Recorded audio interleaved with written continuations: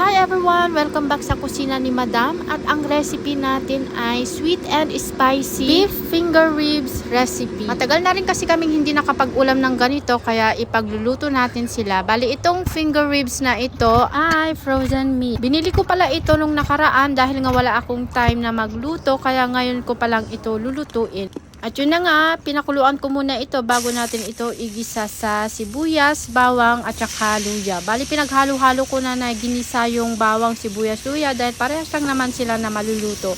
At itong beef na ito, kailangan lang natin itong igisa hanggang sa maging golden brown. At nilagyan ko na rin ito ng black pepper powder at saka yung sauce ng sweet and spicy beef. At kung gusto nyo pa pong lagyan ng soy sauce or oyster sauce ay pwede naman. Tansyahin nyo na lang kasi baka maging maalat na yung ating lulutuin. Pero ito, nilagay ko po yung isang buong pakete. Tapos, lalagyan natin ito ng tubig, mainit man or hindi mainit ay pwede. Tapos, nilagyan ko na rin ito ng dahon ng laurel. Bali, pakuluan lang ng pakuluan yung ating karne ng baka para lumambot. At nung lumambot na yung karne ng baka, nilagay ko na rin yung sweet bell pepper. Pwede po kayong mag-add dyan ng kahit anong gulay na sasakto dito sa ating niluluto. And that's all for today's video. Bye!